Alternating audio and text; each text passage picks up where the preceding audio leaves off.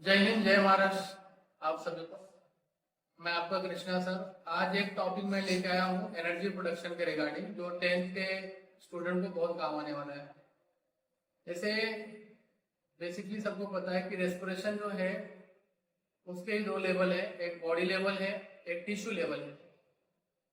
तो body level जो respiration है थ्रू द नोज, हम जो ऑक्सीजन इनहेल करते हैं वो हमारी लंग्स में जाने के बाद वो ब्लड कैपिलरीज में मिक्स हो जाती है, और जो ब्लड कैपिलरीज में मिक्स ऑक्सीजन है वह पूरे बॉडी में सर्कुलेट होता है।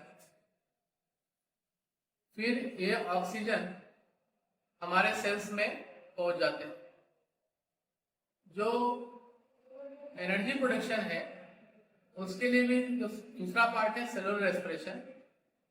इफ सपोज आप क्या करते हो, कोई फूड मटेरियल कंज्यूम करते हो, सपोज आप कार्बोहाइड्रेट कंज्यूम करते हो every day for energy utilize करने के लिए, एनर्जी को प्राप्त करने के लिए, तो ये पूरी तरह क्या करता है, एनर्जी को फॉर्म करता है in the form of ATP, और this energy store in the form of ATP.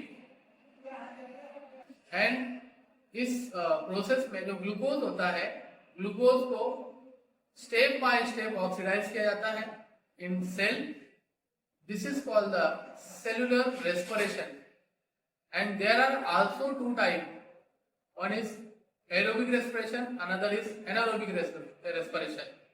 Aerobic respiration mean that इसमें ऑक्सीजन इन्वॉल्व है, anaerobic respiration मतलब इसमें ऑक्सीजन इन्वॉल्व नहीं है। अब ऑक्सीजन का यूज करके हम एनर्जी कैसे प्रोड्यूस करते हैं उसके स्टेप्स हम लोग देखने वाले हैं। फर्स्ट स्टेप है ग्लाइकोलाइसिस। ग्लाइकोलाइसिस ये जो प्रोसेस होता है, this process occurred in the cytoplasm, and a molecule of glucose is oxidized step by step in this process, and each molecule of, that is pyruvic acid, NADH2 and water are formed. And in this process pyruvic acid is converted into the acetyl coenzyme A. A molecule of pyruvic acid is formed, is also converted into the acetyl coenzyme A. And during this process, CO2 and NADH2 are released. मतलब जो glycolysis का जो process होता है ये cytoplasm में अगर होता है सेल के अंदर, और ग्लूकोज का स्टेप बाय स्टेप क्या होता है, ऑक्सीडाइज होता है। इसमें स्टेप बाय स्टेप ग्लूकोज को जोड़ा जाता है, और उसके वजह से दो मॉलिक्यूल, इसमें आपके पायरुविक एसिड के 2 मॉलिक्यूल, NADH2 के 2 मॉलिक्यूल और वाटर के 2 मॉलिक्यूल और एटीपी के भी 2 मॉलिक्यूल रिलीज होते हैं।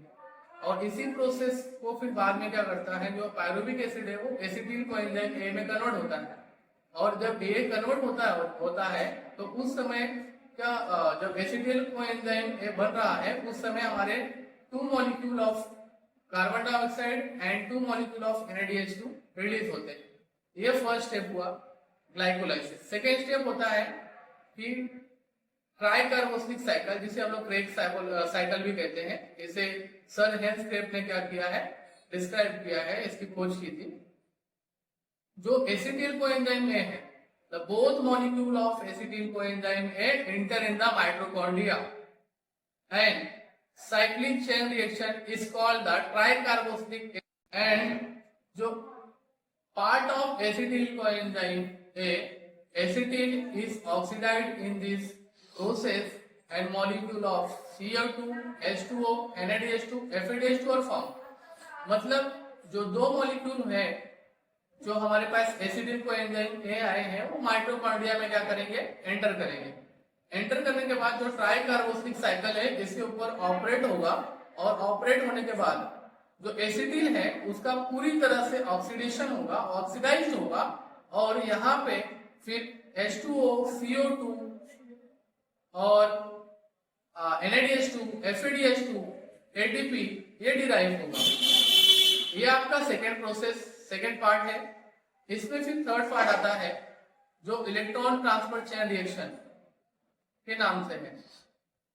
Electron transfer chain reaction, okay, a molecule of NADH2 FADH2 are form all above the process and it take participate in the electron transfer chain reaction. A 3 molecule of ATP obtained by the one NADH2 and 2 molecule of ATP is obtained by the one FADH2. Okay, and beside these ATP, water molecule are formed in this reaction. Okay, and electron transfer chain reaction is operated only in mitochondria.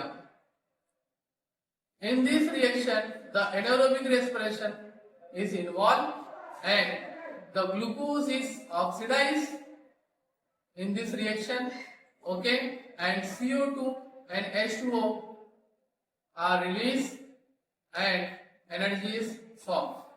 Last step electron transfer chain reaction है, उसमें क्या होता है, ये only mitochondria के ऊपर apply होता है और इसके बाद क्या होता है, जो 3 मॉलिक्यूल ऑफ आपको एटीपी मिला है वो एक NADH2 से मिलता है और 2 मॉलिक्यूल ऑफ जो एटीपी हमें मिला है 2 एटीपी मिला है वो एक FADH2 से मिला है।